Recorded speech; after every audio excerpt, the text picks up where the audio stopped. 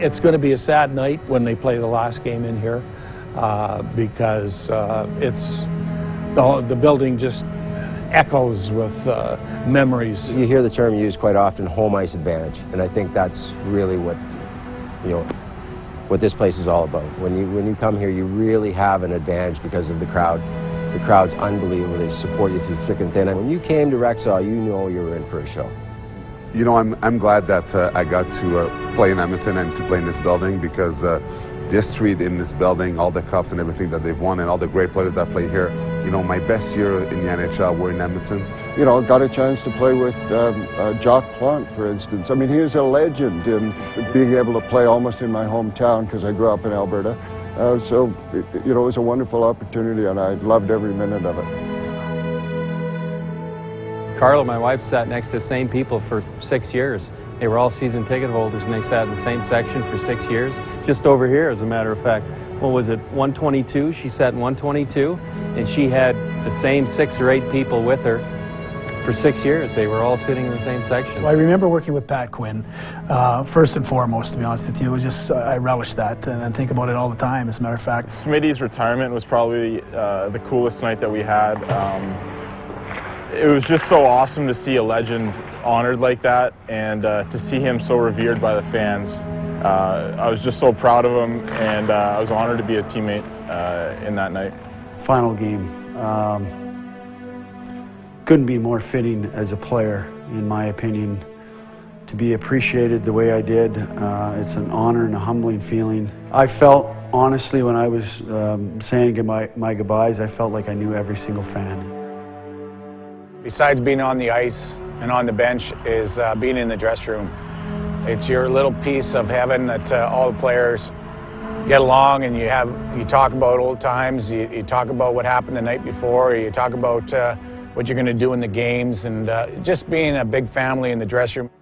I think any time, and as far as a great memory, it's just like how loud that building was, how special the fans were, and how much they appreciated a good game of hockey. Well, the best thing about playing here was the city, the fans, but the guys that numbers are up in the rafters when they come in.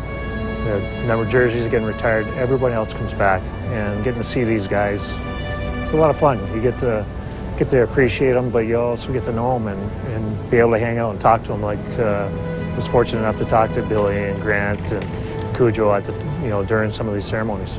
I've seen the building since day one, and it'll be fun to see it right to the bitter end. We had a good time with it, and at the same time now that I'm old, you look back at it, you look at some of the records, you look at some of the things that happened in the building, and you can't help but have good memories. It's sad to see the building go, and I know they're going to a beautiful building. It's just part of the way things are in life, but you know, this has been a great building for the Edmonton Oilers and for the community, and it is kind of sad in some ways to see it move on. You know, there's really not many hockey towns that, no matter what, through the good and the bad, we always were full here, you know, and I think that, you know, I'll always remember that. And sure, there was hard times, and there was times where the fans hated me, and I probably hated them just as much back because there was frustration with how things were going.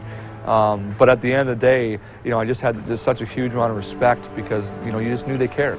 And you know, and that all that caring came in this building, and it just really showed, and you could feel it as players. So, you know, I just remember like I said, you can feel a good building inside as a player that will give you motivation. That Rexall definitely had that. You know, as a young guy coming into this building for the first time, and a little bit overwhelmed because I was an Oilers fan growing up, living in Red Deer, and seeing all the names and the faces, even though you're in the same league, it is a little bit overwhelming. I had to look up where Edmonton was on the map when I first got moved here for Craig McTavish, but you know, I grew up here.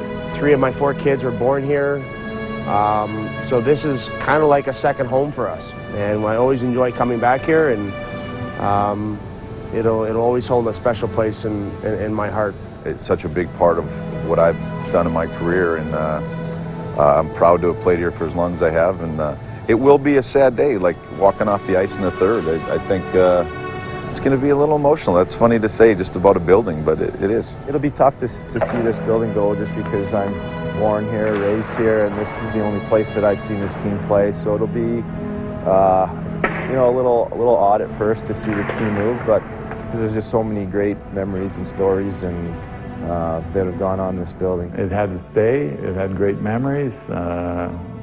Sorry to see it go in a lot of ways, but I'm also very excited to see the new building. I mean, I drive by there and I go, wow, this is going to be something. This was our cathedral. This was our living room for many, many years for a lot of people. And a lot of great hockey has been played out of here. Maybe some of the best hockey that's ever been played at the National Hockey League level. And you know, when the transition happens, it's going to be a bittersweet time because of what this represents and what it represented in the past, but also the beauty is that we're going into the future and we can make some more memories there.